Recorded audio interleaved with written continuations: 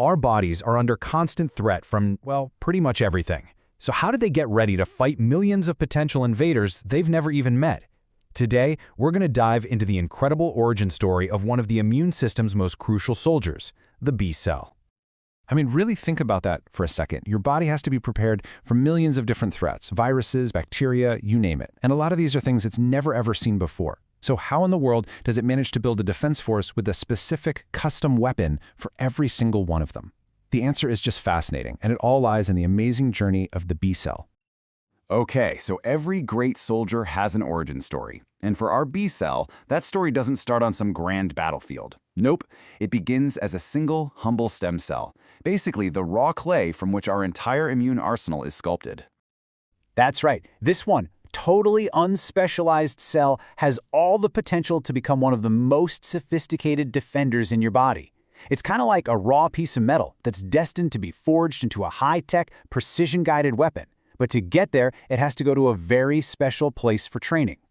And look, this whole transformation, it doesn't just happen anywhere. It takes place deep inside your bones, in the bone marrow. You can think of it as a bustling, high-stakes boot camp for our future immune soldiers. Now you know, no boot camp can run without a top-notch support crew. And in the bone marrow, that critical role is played by these things called stromal cells. The name actually comes from a Greek word meaning mattress, which is perfect. They provide the physical structure, the bunks, the training grounds, and all the vital supplies our developing B cells need to survive. So what exactly are these supplies we're talking about? Well, they're powerful chemical signals called growth factors. Key ones like stem cell factor, or SCF, get the whole process started.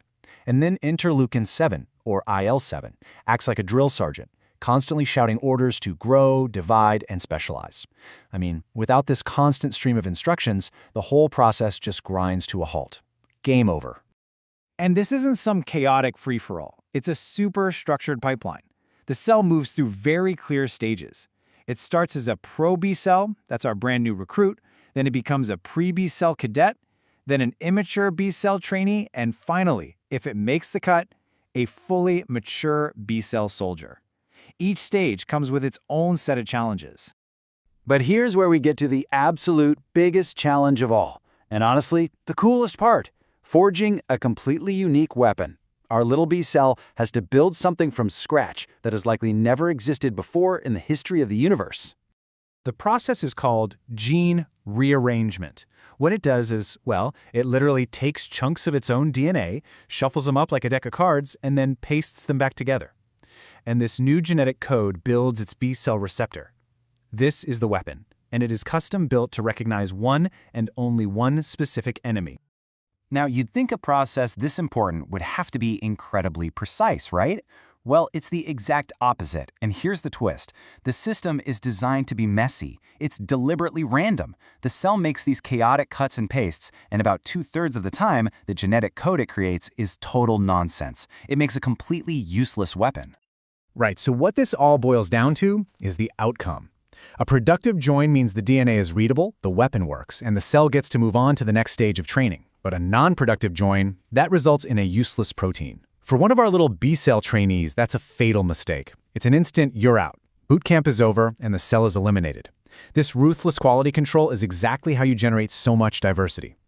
And get this, the body has another brilliant rule to make sure every soldier stays focused. It's called allelic exclusion. Remember, you get one set of chromosomes from each parent. Well, as soon as that B cell successfully builds a weapon using the genes from one chromosome, the genes on the other chromosome are shut down permanently. This makes sure each B cell is loyal to a single mission, carrying only one type of weapon. No confusion. All right, so our B cell trainee has made it this far. It's survived the genetic shuffle, it's forged a functional weapon, but it's not done yet, not by a long shot. It's time for the final exam, and this one is literally life or death. And honestly, this is the most important question of its entire life. Because look, it's one thing to build a powerful weapon. It's another thing entirely to know when not to use it. The trainee is tested to see if its new weapon accidentally recognizes any of the body's own cells, what we call self-antigens. So after all that work, all that genetic shuffling and quality control, what percentage of these trainees do you think actually pass this final test? Well, the answer is it's staggering. More than 75% of them fail. That's right. 3 out of every 4 B cells that make it this far get eliminated right here at the finish line. And there's a really good reason for this brutal failure rate.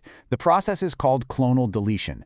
If a B cell's weapon reacts to self, it gets flagged as a friendly fire risk, and the order comes down for it to self-destruct. This massive culling might seem wasteful, but it's the body's absolute most important safeguard against autoimmune diseases, where the immune system tragically starts attacking itself. So, for the very small, elite group that survives this brutal final exam, well, it's graduation day. They've proven they're both effective killers and, more importantly, that they're safe. They are finally ready for duty. And you can totally tell a graduate by its new uniform. An immature B cell that's just passed its exam mainly wears one type of receptor on its surface, called IgM. But once it graduates, it adds a second type, called IgD. This IgM and IgD combo is the official uniform of a mature, patrol-ready soldier. So having aced its training, our B cell is now mature. But it's also what we call naive. And all that means is it hasn't seen a real battle yet. So it leaves the bone marrow for the very first time, enters the bloodstream, and begins patrolling places like your lymph nodes and spleen, just waiting and searching for the one specific enemy it was born to fight.